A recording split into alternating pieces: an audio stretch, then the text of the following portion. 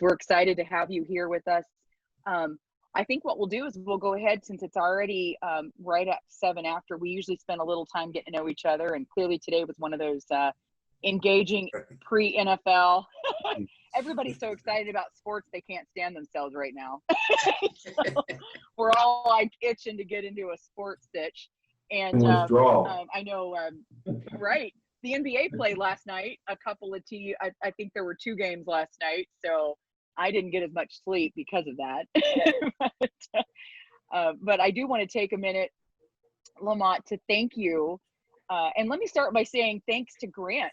Grant is on our call today. He's a guest with us, and I am certain we're going to do some incredible things as an organization with Grant Doster.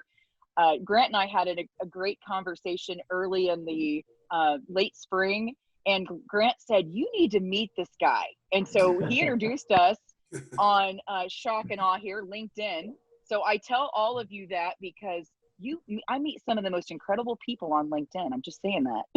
So, in fact, another fun fact, one of my mentors, Pat Pope, introduced me to Grant, who introduced me to Lamonte, introduced me to Tracy, who's now on our board.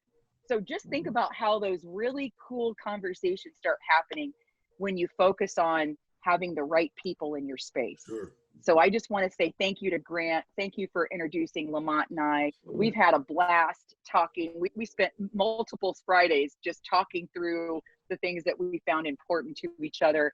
And there's more to come. We'll pepper you, not tell you too much because it's a little bit under the covers, but we've got some cool ideas about how to explode the opportunities for our student athletes and the humans that are on these calls with us. So without further ado, I just want to offer Lamonte an opportunity to tell us a little bit about how he came into this space, his career with the NFL, and what he calls the 98%. So welcome, Lamonte. All right, thank you, Jelana. Thank you, Team athLEDA, for having me on your program and allowing me the opportunity just to share just a little bit about my journey in this wild relationship we have with sports. I grew up in Oakland, California. I'm an Oakland native. Grew up, yes, a Raider fan. Was my first Pop Warner team, actually. And, you know, when I found football, I dropped every basketball, baseball, bat. I dropped everything and started playing football in Oakland. Come from a family of 5. Most athletes, my brother, my sister, a couple that aren't, and those that aren't are, you know, crazy smart kind of people.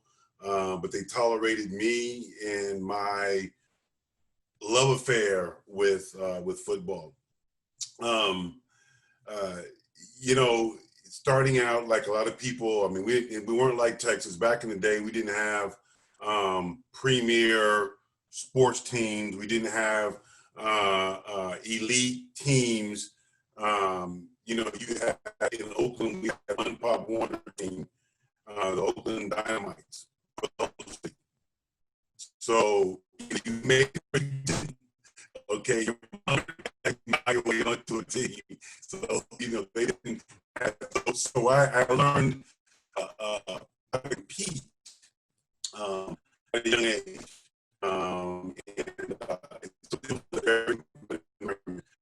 Also Oakland, diverse environment. One of the melting pots in California has California has all kinds of folks. We never grew up in boundaries, so to go play a different team, a different neighborhood. There were never any about do I fit, do you fit? You know, if you're really good, you did fit because you just beat up on everybody. So we tried to be in that vein. My goal was like everybody else's. Can everybody hear me? Can everybody hear me okay? Yeah, you It's know what? better now. It was Now I breaking up can. there for a It was second. like Yeah. super Yeah. weird. It was like a fighter Yeah. jet blew over our network for like 10 seconds. Okay. A sunspot or But now, something. yeah, Right? you're clear now. You're clear now, Lamont. Keep it rolling. I didn't want to interrupt your train of thought, so No, I no, was just no. trying to figure out if it was Okay. my network or somebody else's. It But could have yeah, been my fault logging in with like 2 different things at once. Sorry, guys. that's what it was. It was standard. But, I'm just kidding. Just kidding. you know, we kind of got to grab my thought process, but you know, I'm looking at where I'm at right now, thinking about this conversation. It's like, you know what? I've been involved in sports for 50 years. I mean, it's amazing when you think about that in 50 years. And so I started out like everybody else. I wanted to play in the National Football League. I wanted to play at UCLA. I wanted to be all of these different things. And, you know, sports has a way of saying you can dream, okay? But once a wise man, Dr. Harry Edwards, told me one time, you know, it's good to dream, but you got to dream with your eyes open. And, you know, that was understanding the things you have to do to stay involved and compete in sports at a high level. So, you know, I never really dreamed about or thought about other careers outside of playing. Actually, becoming a coach was really a turnoff to me. My mom used to always say, Lamont, you're going to coach one day. I'm like, no, I'm not. Like, I ran from coaching. I didn't want to do any of that. But, you know, you as life would have it, you can't run from destiny. So I got an opportunity to play football on through high school. I was a late bloomer, okay? Meaning when I was a senior, I graduated, I was 5'8.5", 5'9", 140 pounds, okay?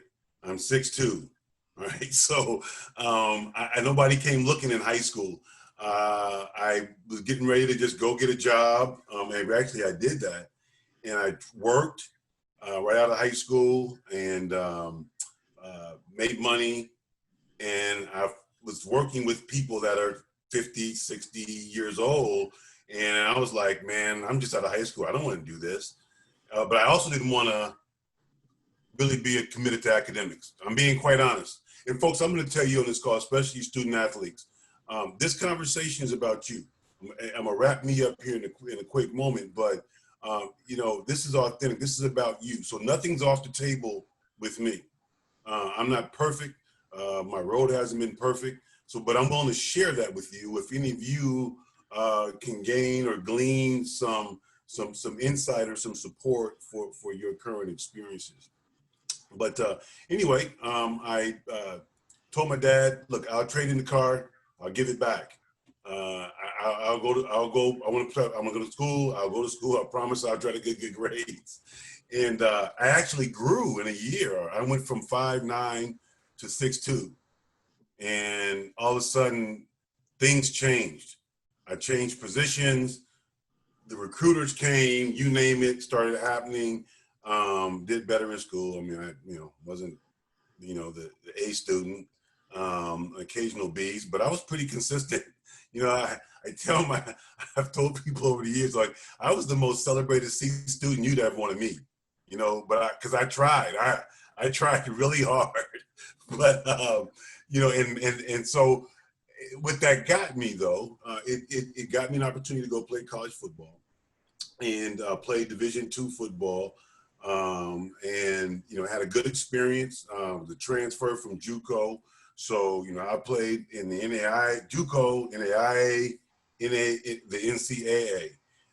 So I was kind of a, you know, vagabond, if you will, kind of going around, but I met a ton of great people, a lot of experiences. I mean, I went from Oakland to Salt Lake City to play football at an NAIA school called Westminster College. Okay. Total Mormon environment. Me and my best friend went from Oakland and drove to Salt Lake. What an experience, right?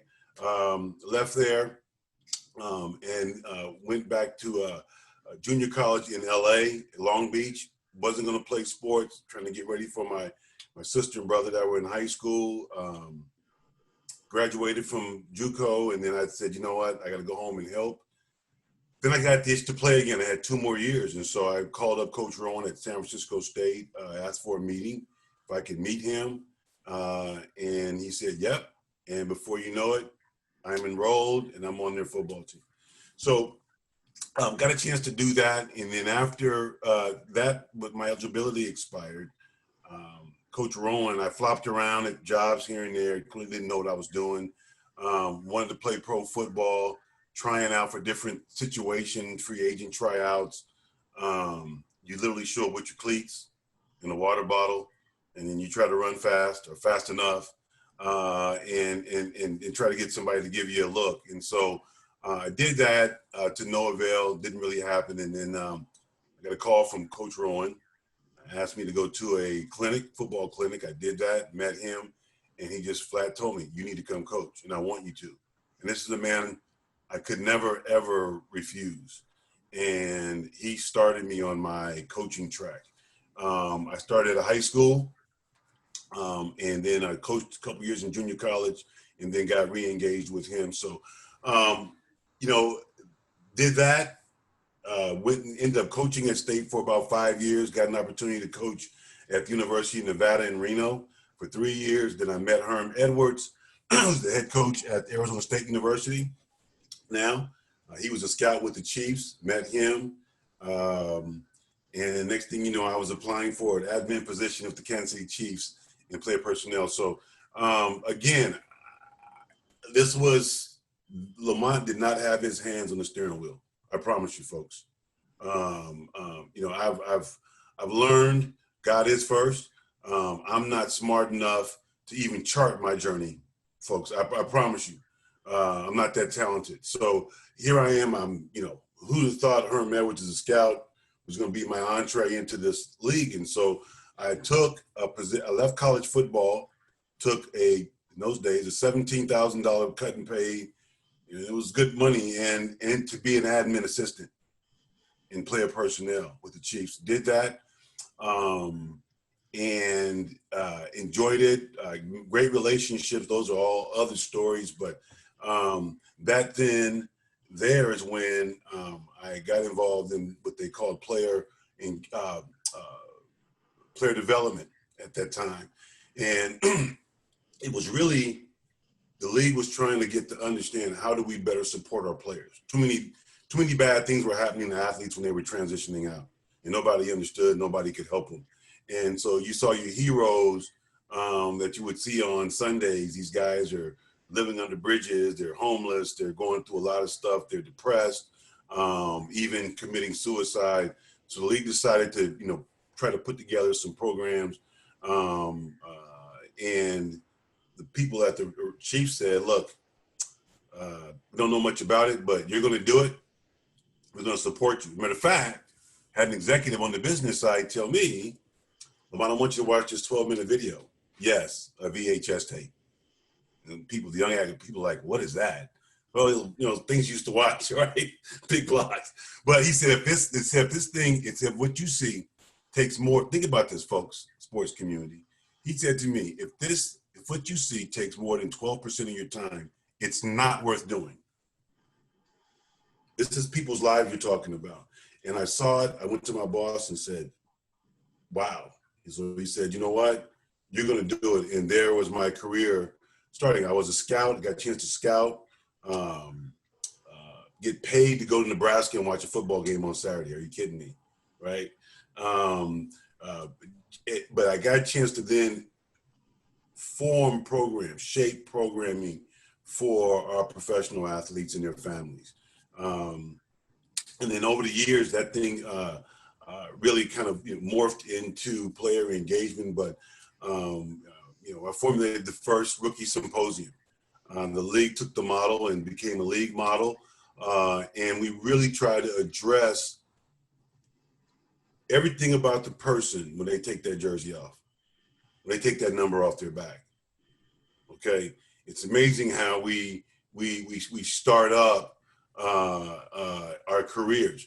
I think, Jelana, right now, I might want to just throw a slide up, if you will, and then I'm gonna get through these slides and we get back to the Q&A with you. So Blair, if you would throw slide 1 up for me. You got it. And I love what you said about managing who we are once we take that jersey off. So that's a great segue. It's good stuff. No, yeah, I want to just kind of get to that, okay? And these slides are slides that I've shared with the men of the Chiefs and with the Raiders. So Blair, you click on number 1, right? First slide. Sorry, technical difficulties. Give me That's just okay. half a second. Better you than me, because I'd be fumbling around right now, folks. Me too. Me too. Not my strength. All good.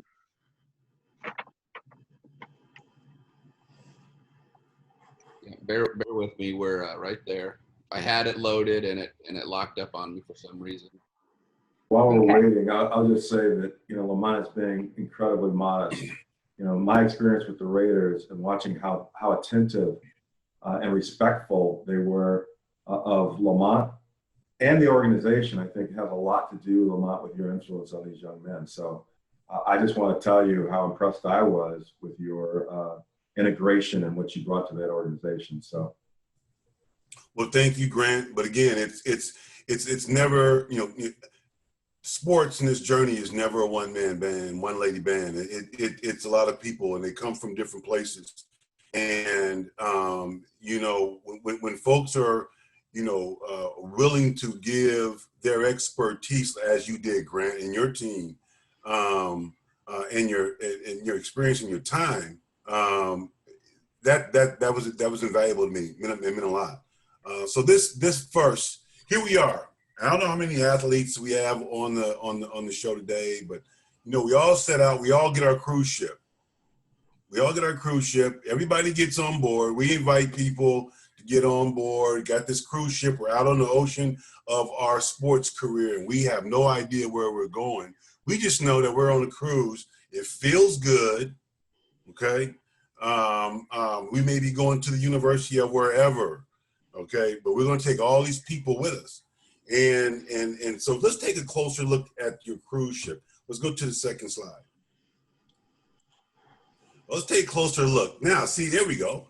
So everybody's on your cruise ship, whether you just got out of high school, got that scholarship, or you've been in the newspaper, you've been an All-American, talked about in your community. Those are all the people in your community right there, okay? The music, imagine the music is going, drinks are flowing, everybody's having a good time. There's people that you've invited, and if you look closely, there's a lot of people you didn't invite, but they're on your cruise ship, right? They're hanging on. They know that you're about to go someplace that they want to go, and they're trying to tag on. And, think about this, though. Team, student athletes, that's a lot of people to manage. And guess what? They're on your cruise ship, right? And you're responsible for their happiness. Say it again. You're responsible. Okay, they try to make you think that you're responsible for their happiness. And the fact of the matter is you're not. And typically what's going to happen to everyone is that the cruise will come to an end. Is it after your high school career, your JUCO career, or is it after your playing career? And nobody knows how the cruise is going to end. Is it by injury? Okay. Do you fall out of love with the sport that you did love? Okay.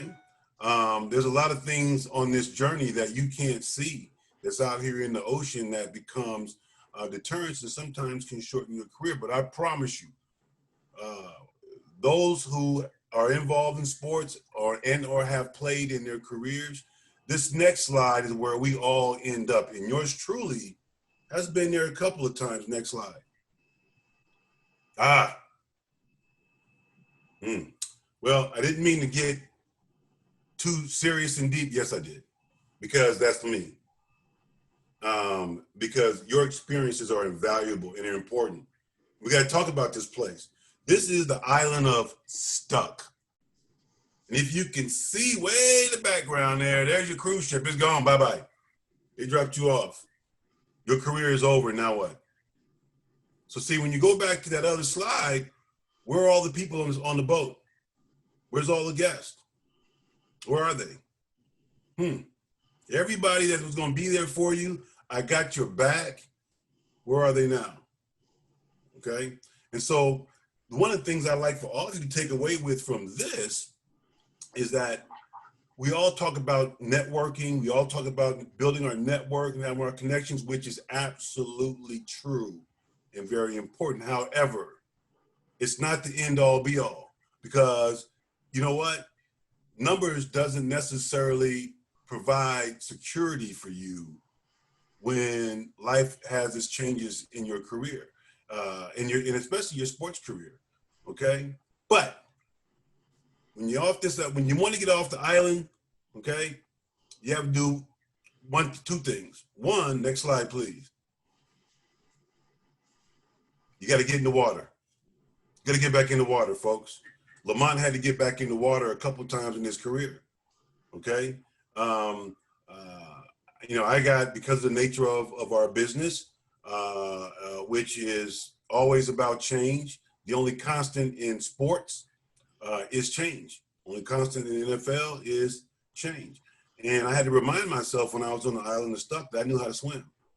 So I had to get back in the water when the Chiefs and I broke up, if you will. When the Raiders and I got divorced, I had to remind myself that I could swim, so I get back in the water. And you see over there, there's the land. I knew exactly where I was going. And I had to get there one stroke at a time. I had to get there with the people that came along in my life. I had, to put some other folks. It's interesting about this network. I've met more people that I didn't know. I've met more people have done for me, the folks that I didn't know, than a lot of folks. The many folks are the ones that I've been knowing for years. Grant Doster is one of those people. Okay, Chris Spires, if he's on this call, Chris Spires is another one. Michael Daly is another one. But I will leave you with this last slide, and then we'll move on to Q&A.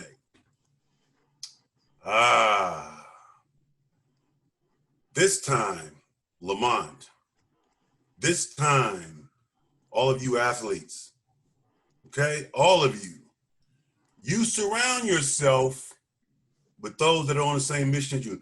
I don't know if any of you know much about packs or prides. See that picture right there? If they don't eat, they don't hunt, they don't eat. Okay? If they don't hunt with strategy and confidence and a strong knowing that this group here, we're going to eat.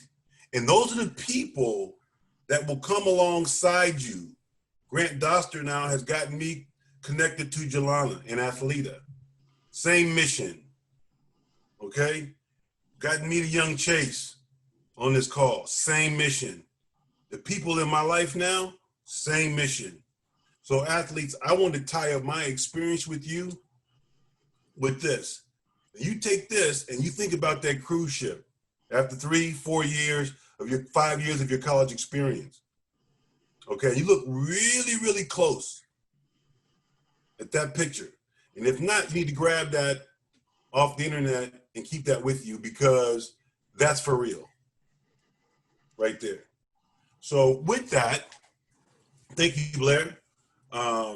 With that, Jelana, I thought that we're just going to have Q&A. So let's talk about me.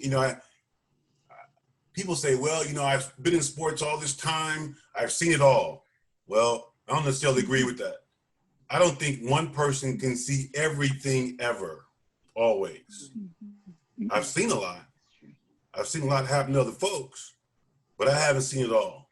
But I've had to deal with the good, the bad, the ugly. Life doesn't discriminate because you play in the NFL, you go to college, or your parents have money, or your parents don't have money.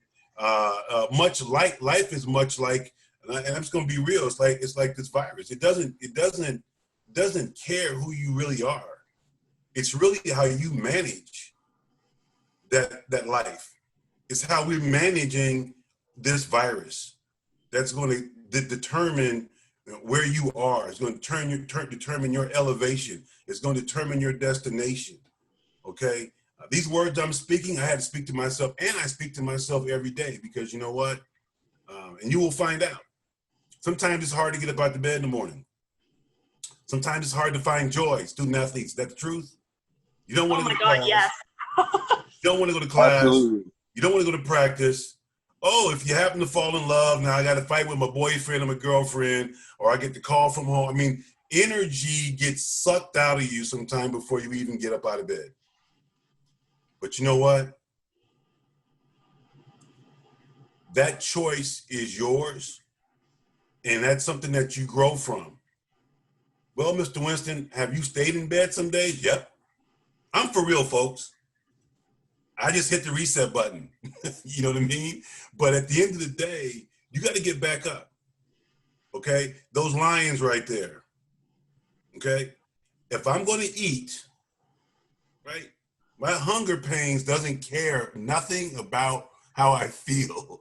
They just want to be taken care of, right? So let's just make sure that, you know, you're able to just be real with yourself, because the emotional part of this experience is something that people don't really, they're now talking about. There's been a long time, they didn't want to talk about how you felt, okay? You know, how many of you athletes, or former athletes, have had something going on and you knew your coaches or coach wanted to ask you, are you okay, but they didn't?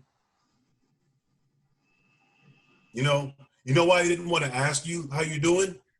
You know why? Because then if they ask you and you give them an answer, they're responsible.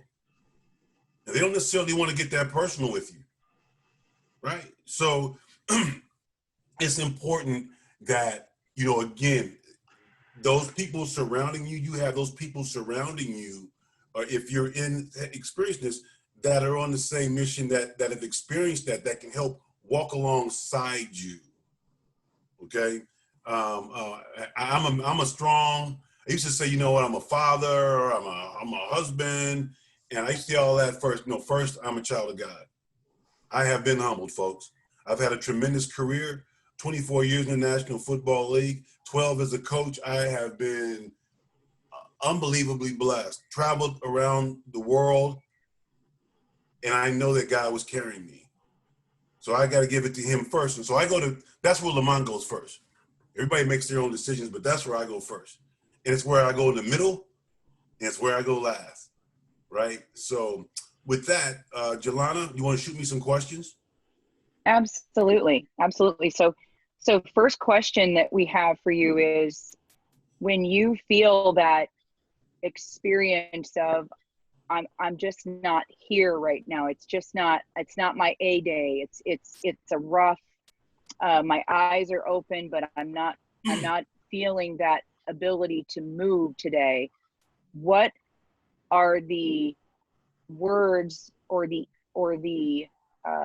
elements of your experience that help you go from being stuck on the island of stuck to getting in the water?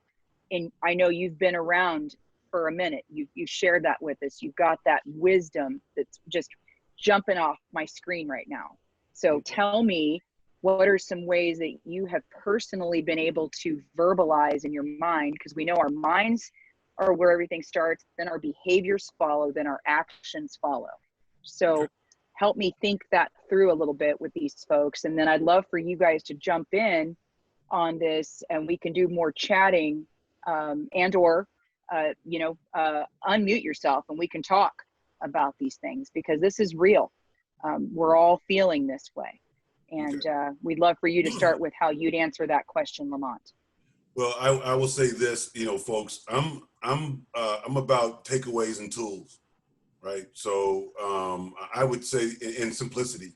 So I think sometimes with ourselves, we if we get too far into ourselves, which we all know we can, the thing that we need, or the word that we need, or the perspective that we need is really right there, but it gets away from us because we get too involved. We think that it's bigger than what it is. I will say this. You ask yourself why. Ask yourself why.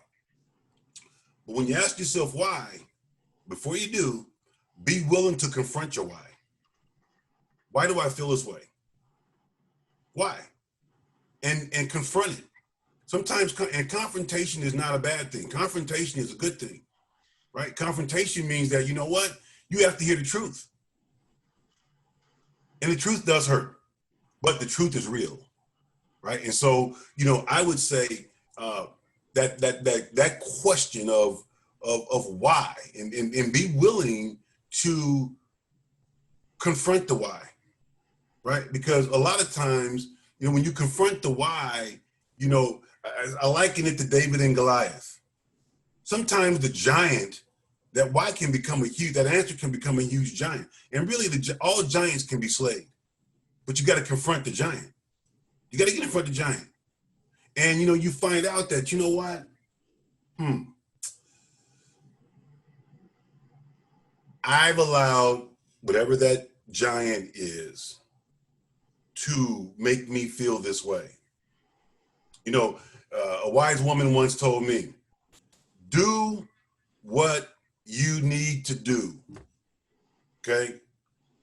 Not what you feel like doing. Do what you need to do, and your feelings will catch up with you later, right?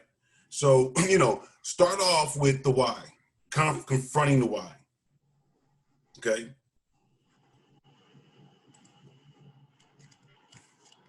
I love it. I love it. I think one of the things that I'm hearing from some of the audience here is that the voice of a coach in our head, you know, you're not just telling us what we want to hear, but you're telling us what we need to hear. And the voice of a coach in our head is so rare off the field of play. You know, we don't have often the opportunity to have somebody shoot us straight, be real with us, give us the tough love.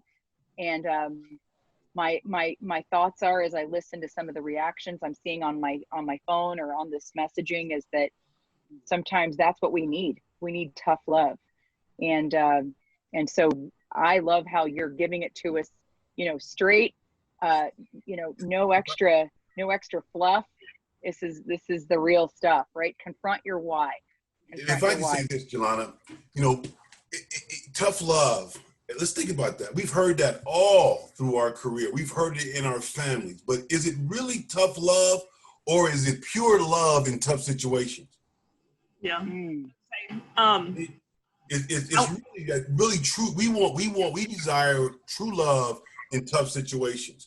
You know, when we were all getting recruited and very excited about going to the school, no recruiter asked you, hey, so no coach came in the home and they did all the good stuff and they made you feel like, you know, you're on top of the world. But nobody said, hey, you plan on falling in love when you get to the University of wherever? Young lady, young man, you plan on falling in love? Do you plan on you know, having a child while you're in college? Oh, do you plan on you know, we don't know that your family is predisposed to alcoholism. All right, see, coaches see a lot, and they get a lot of information, but they're not going to ask you that. And when you get to the colleges, man, your life continues. And personally, as a coach, I'm like, I want to know. I want to ask. And now, some of them thought, Coach Dub, man, you're just so insensitive. Really? I'm not insensitive, but I am in breaking down your wall, because you can't perform for not me, but for your teammates if you're carrying other baggage with you that's hindering your performance. Right? We can't have a culture of winning and championships and love and high performance on the field and in the classroom if we carrying around bags of negativity and issues that you can't solve yourself. So yes, I'm going to probe. You know, I used to get from the pro guys, you get this. Hey, so-and-so, you all right? I'm good. Well, what does good mean? They hate it when I like, what do you mean? What's good? What do you mean? Talk to me about good. Okay, that's what I thought. We'll talk later. So I think being, you know, I just believe in authenticity at its real form. And authenticity sounds like, these new buzzwords. Authenticity means like, are you willing to be exposed, right, to your athletes, to show them the vulnerability, right, that you're willing to give to them in order to build a more meaningful relationship. I have 3 core values I've walked away with that I built the Winston Group on. Effective communication, not communication, effective communication, okay? Effective communication is uncomfortable sometimes, right? But effective communication, trust, because if you can effectively communicate with anyone, trust will begin to form. And once you get some levels of trust, then we get to meaningful relationships, not relationships. I got a lot of them. I want the meaningful ones. So my challenge to you is to take those 3 core values, effective communication, trust, meaningful relationships, and apply that to your day-to-day and see where you are with that. But I think, challenging your coaches, where you are, setting them free, letting them know that, hey, coach, I got to ask you, I need you to be real with me. I need you to help me. The part of this is on the athletes too. We gotta raise our hand and say, I need help. Yeah, that's I really agree with that. I know for me personally, like raising my hand and saying I need help I'm so bad at it. And it's really challenging sometimes, especially if you feel like you're on that island of stuck. Like it's really hard to see that there are, that there actually might be people around you that do want that answer. And when you said that, you do want to know, that brings me so much joy that, you actually genuinely care about your athletes and the baggage they are dragging with them, because, if you don't know what it is, you can't help them like step away from it. And I've been both fortunate and unfortunate to have experience with coaches that do want to know and that go out of their way to know. And my coaches currently are absolutely amazing and they genuinely care about every one of their athletes. But I've had a prior coach who didn't care, who expected us to leave our baggage at the door and be happy and smiling and unweighed down by anything in life, and couldn't comprehend why I couldn't just like dump all of that at the door, and it's not that simple. So I really appreciate and respect that, you said that you do want to know. And I really like what you said about, it's not tough love, it's pure love in tough situations. Because I think sometimes, it's not, sometimes we can be too hard on ourselves as much as we have to like confront ourselves. And sometimes we have to, learn how to be nice to ourselves too. So Absolutely. Yeah, Sam, me too, actually, with because I'm on a track team, and it's like, Lamont, like how you the way you kind of break down everyone's walls, you can bring everyone together by acknowledging what's wrong. I feel like on my track team, it's like stuff like that isn't really around. It's an individual sport. It's all about numbers. Oh my God. And so it's like I relate to that. I'm a swimmer. Yeah, exactly. So it's like all about numbers. Is the workout. There's no bonding on the sidelines. There's no like, then it's just you do your workout and you go, and there's no really time for drama or all that is. So like whenever, personally, when I get on like the island, or there's those like that 1 week where it's like I went to sleep before doing my homework every single night. I didn't study for one test or anything. All I do, my habit was just to find other people in that rut and just write it with them. But so like as I grown up and I keep hearing like new word, like new ways, like new ideas, like how you say, acknowledge it, face it, confront it. I feel like that way it's just a lot better just to break it down and move on. Well, let me, Chase, Sam, I want to make sure that I say thank you to you for saying that. And I say that because I want to, female athletes, and I'm just going to be real. It's amazing how they just get the short end of the stick, of every stick. It's unbelievable to me. That's actually very true. If it wasn't for female athletes, okay, grade point averages at universities wouldn't be these ones they flaunt. If you left it up to the guys, okay, it would be bad. But nobody, when you have a boyfriend issue, when you have just a female issue like it's dismissed, right? Mhm. And I just think that that's not and it can weigh on you because it'll put you in a corner. I've spoken to too many female athletes like, I just feel like getting pushed in the corner. But that's when you then have to begin to consider. And when I say have to, those are strong words. You need to consider saying, you know what? Sam Howe is courageous. I'm gonna speak for me, right? And the beautiful thing about being at a university, when you really think about it, how many wonderful, intelligent, willing people are there on a college campus? See, we put too much value in coaches. Like Chase, to your point, like you say, well, you fill in this rut, and then your habit was to your mind tells you now that it has you on the island stuck, you're gonna go be and find some people who feel like you, right? That's what you said, right? Yeah, if my roommate's down, we just be lazy together and stuff like that.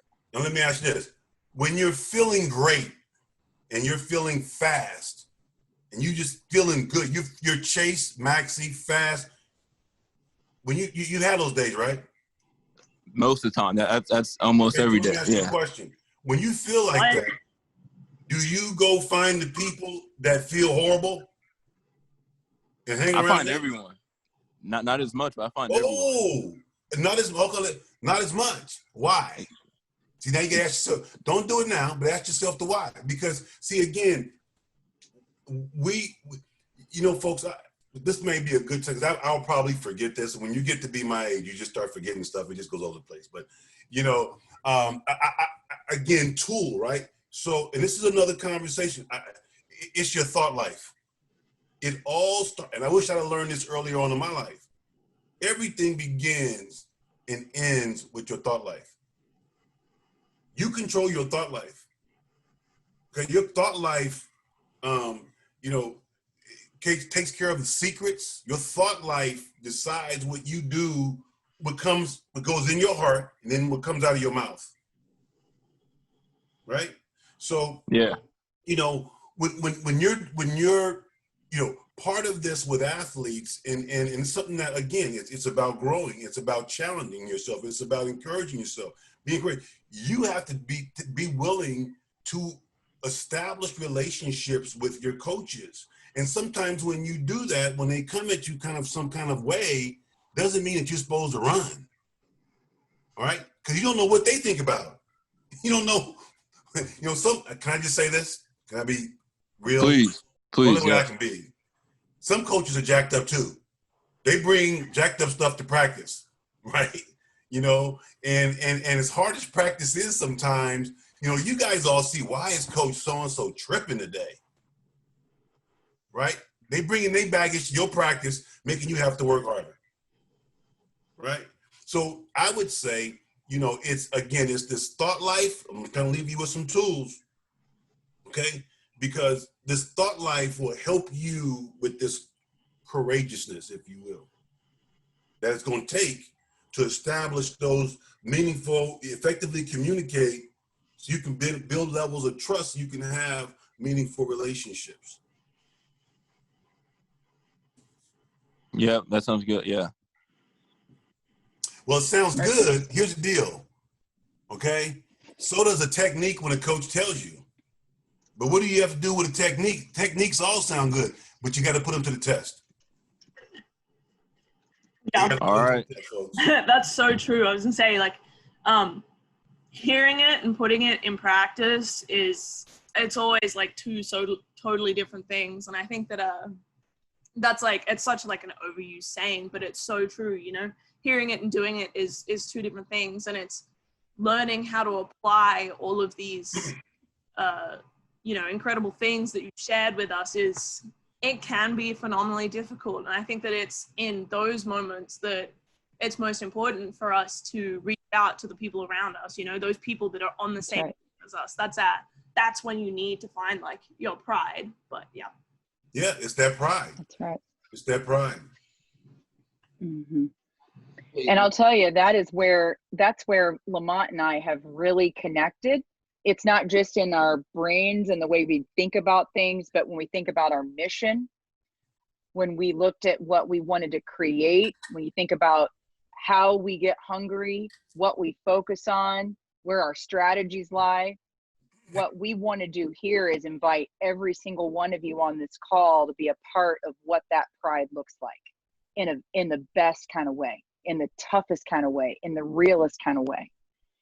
You know, and Jelana, Jelana and I, we synergize. So in that photo, if everybody got a chance to see it, I'm just going to tell you, I'm just being real with you. If you don't know about lion prides, my wife calls me nature boy. Okay, I'll stop and look at anything dead, alive. I like looking at nature, right? But when you know anything about prides, male lions, right? They do one thing: they protect. If it was left up to them lazy son of a guns, nobody would eat. They couldn't eat. The lionesses, eat the hunt. The lionesses, they develop the strategies. They do the chasing. They raise the babes. They keep the pride together when everything else goes wrong, right? And so that you know, but the men have to protect, and so that there's that ecosystem, there's that balance there, you know, that you have to have. But in a pride, a decision is made. Okay, we have to hunt if we want to eat. And all of you athletes have to, every day, you gotta ask yourself that question. That's not your coach's responsibility. It's your responsibility. Okay?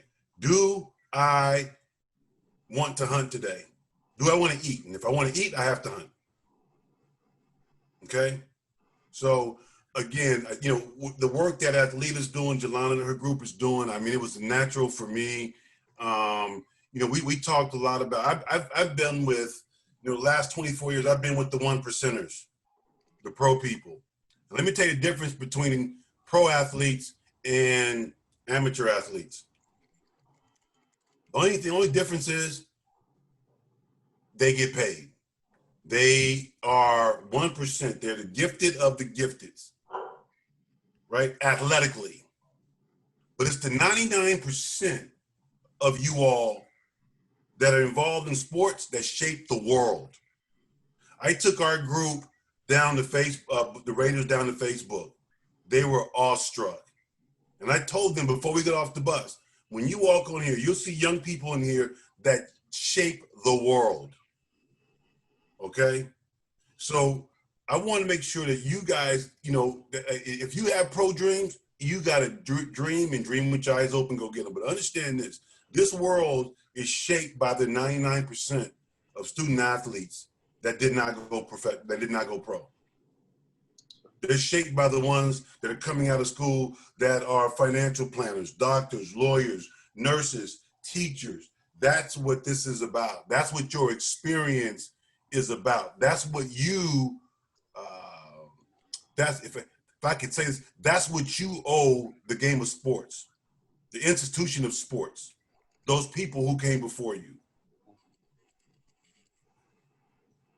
Well, you're right, Lamont. But you hit the nail on the head there. And I want to take just a second of your presentation to introduce a friend of mine that's jumped on the line on the call a little bit late. Jim Bolden, dear friend of mine who played for University of Michigan, played in the Rose Bowl with them, and has gone on to be a not just a fantastic friend of mine, but a a very successful executive in the paper industry. I met him while I was working at the Finish Line and was buying just tons and tons and tons of paper from him to produce the catalogs and the direct mail and things like that I was responsible for. But became a friend of his during that time. And actually, Jim's going to be speaking with us sometime this fall and sharing a little bit about his journey as you've done today. But fantastic guy, but a great example of that 99% of the kids that didn't make it to a pro level, but went on to help lead the world in their given industry. You know, and I don't know when Mr. Bolden was at Michigan, was Bo Schembechler his coach? Yes. Yeah. Okay. Then he knows a good friend of mine, his son, Shimmy Schembechler, Glenn Jr. Okay. So I know that Mr. Bolden had no choice with Big Bo Schembechler because that's what he was all about. Okay. I'm sure we know some of the same people I probably coached or was with some of them through my time with the Chiefs. But, you know, it's I think sometimes our athletes, we get on campus, and it's not your fault, it's just part of it. We get caught up in that current of all this other stuff except what's really important. Like I will say this to all of you athletes, okay? Every athlete in the world, 99%, 1%, 100% of athletes in the world, okay, will experience career termination, period. So whenever that's going to be, and none of us know, you know, when you're involved in sports, you're given 3 years in high school or 4 years in high school. You're given 4 years in college. They give you expiration dates, right? When you get into the league, I mean, it's you get a contract, but you might not ever see the end of your contract. So just understand when you get off this call, and I know COVID has us where we are, but COVID's not an excuse because your clock is still running. Okay, you got to decide every day. You know what? What am I extracting from my experience right now? You need to be. I've told athletes for years, it's okay to be selfish when it comes to you extracting everything you need to from your athletic experience. Because I promise you this. That sport will take everything it can from you. How many of you guys have had injuries? You have had severe headaches. You've had all these different, it will suck everything out of you. You know, Jelana, I like to ask our athletes, I commend them on this. You know, I've asked some of the former athletes, but here's the deal. How many of you actually taken sick days? How many of y'all have actually missed a game? Just said, I'm not going to go play today because I don't feel good, right? And it's okay. But you know what? If you didn't go to a competition because you didn't feel good, right? How did you feel when you were at home by yourself? Awful. Awful. And so this thing called sport that we're all married to, folks. I've been married to her for a long time. Okay, I got married to her so long that my hair all disappeared. Yeah, I had a 24-inch afro. It disappeared. No, I'm just kidding. We got to see that picture, Lamont. We got to see that. So hey, we are right at time. I just want to make sure we say that out loud, that we're right at time. But I wanted to see if there's anyone who has any last thought or question for Lamont. And then Lamont, what closing word and or closing action, call to action you have for us? Remember this, if you can. I mean, I think embrace your athletic experience because it won't last forever.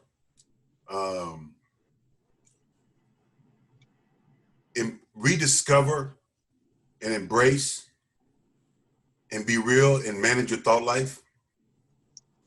Okay? And at the end of the day, a wise man once told me, people support what they help create. At the end of the day, folks, people support what they help create, okay? And that means you supporting yourself as you create this wonderful being that you all are becoming. Okay? If this sports journey is difficult and tough and hard, okay, it's to forge you into something that you don't even know you're gonna become yet. Because if it was easy, everybody would be doing it. That's it. And thank you all for tolerating me. I know I'm all over the place.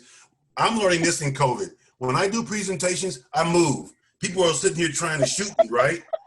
COVID is making me sit in a chair and I can't go anywhere. So I'm learning something through COVID. I love it. Well, Lamonte, you've been a gift.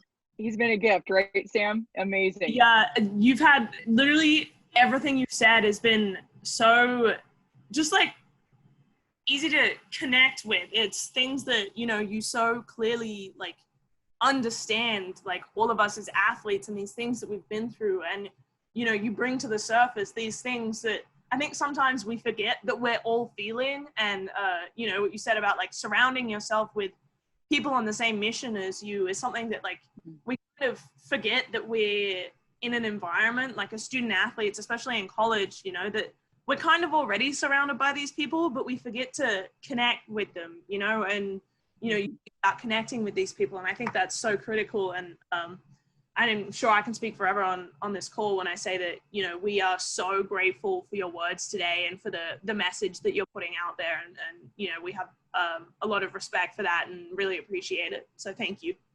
Thank you. Be willing, folks, to expand your network outside of the athletic department. Okay, that's like number one. Like don't just go to where the athletes go. Go across campus, right? I mean, there's thousands of people literally on campuses that you guys can we're waiting there to establish relationships with you. So be bold, be courageous. Yeah, that's right. That's right. And I'll say this much as we close, we're not done with this yet. Lamonte is just getting started. We have so many concepts and ideas and ways to create experiences that will blow up what we're going to do next. And I'll leave you with that. More details to come. Lamonte, you and I have like 3 sessions this week together. So a lot more to come. Thank you, Chase, for being a part of that with us. And thank you for your time today, Lamonte. It has been a gift. So much goodness for this and so much yet to come.